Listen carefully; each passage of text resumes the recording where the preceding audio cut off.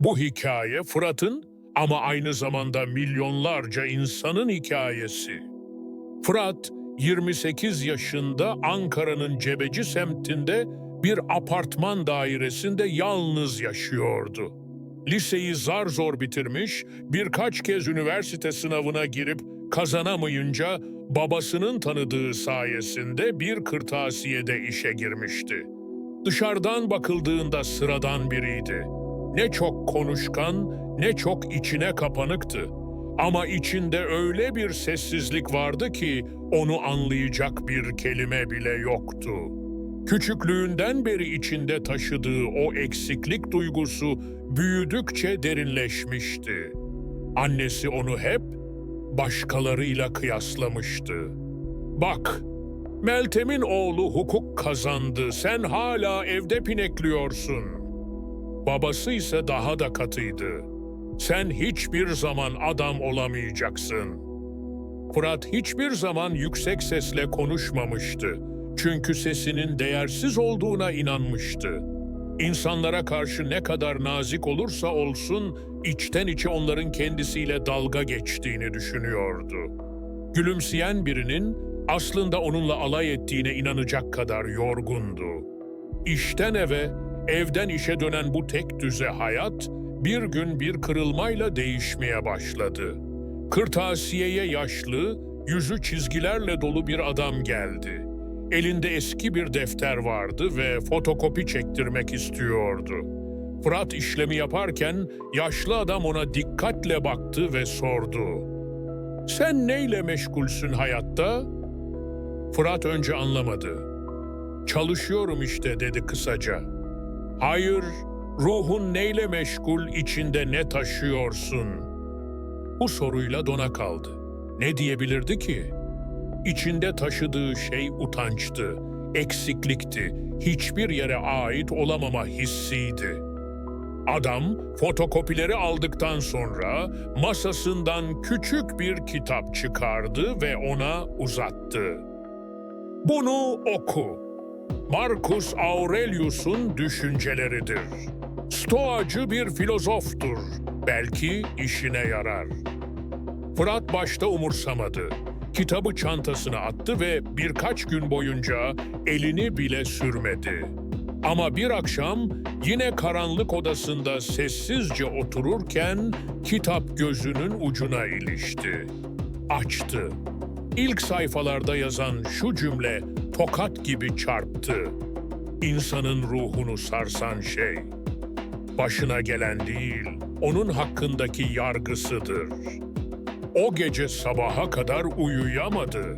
Fırat ilk kez dış dünyanın değil, kendi düşüncelerinin esiri olduğunu fark etti.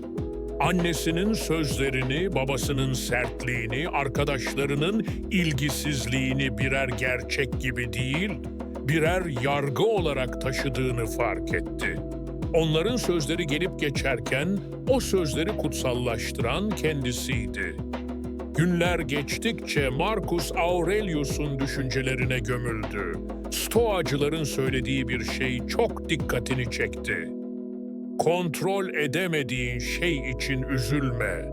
Düşüncelerini, tepkilerini, değerlerini yönet. Gerisi sana ait değil. Fırat bir sabah aynaya baktı ve ilk kez gözlerinin içine doğrudan baktı.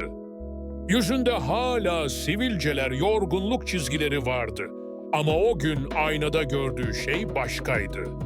Kabullenme. Belki de ilk kez kendini olduğu gibi görmüştü. Ne eksik, ne fazla.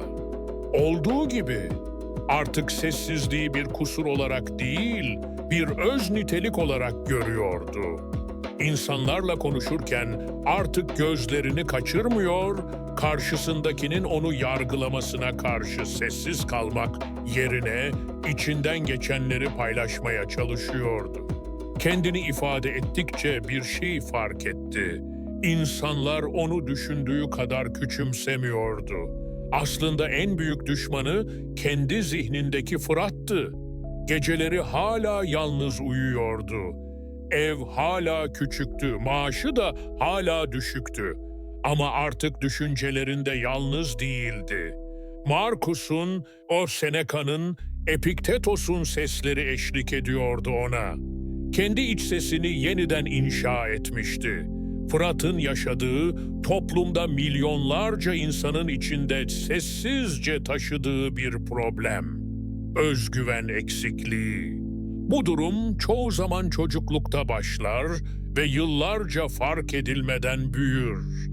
Hikayede Fırat, geçmişinden gelen yargıları sorgulayarak içsel bir dönüşüm yaşar.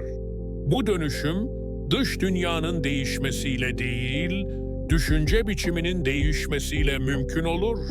Stoacılık, insanın mutlu ya da huzurlu olmasının dış koşullara değil, içsel tutumuna bağlı olduğunu savunur. Epiktetos'un dediği gibi bana, seni inciten şey, olayın kendisi değil, o olaya yüklediğin anlamdır. Fırat'ın çocuklukta duyduğu sözler zamanla içselleştirilmiş yargılara dönüşür ve kendi benliğini inşa eder. Ama Stoacılık bize der ki, bu yargılar senin değildir. Onları sorgula ve bırak. Marcus Aurelius'un kendine karşı dürüst ol. Başkasının düşüncesiyle değil, kendi doğana göre yaşa. Sözü Fırat'ın hikayesinde can bulur. O, başkalarının gözünde nasıl göründüğüyle değil, kendi iç sesini bulmakla meşgul olur. Ve bu yolculukta dış dünya yerli yerinde dururken, Fırat'ın dünyası kökten değişir. Stoacılar kaderi kabullenmeyi değil, ona karşı bilinçli bir duruş geliştirmeyi öğretir. Bu elimde değil ama ona vereceğim tepki benim elimde diyen bir felsefe, insanın kendiyle barışmasının temelini atar. Fırat artık bir başkası olmak istemez, kendi olur. Ve bu en büyük zaferdir. Videomu buraya kadar izlediğin için kendine bir teşekkür etmeni istiyorum. Umarım sana bir şeyler katabilmişimdir. Bu tarz içeriklerin devamı için kanalıma abone olmayı unutma. Kendinle barışmak, hayatta kazandığın en sessiz ama en büyük savaştır.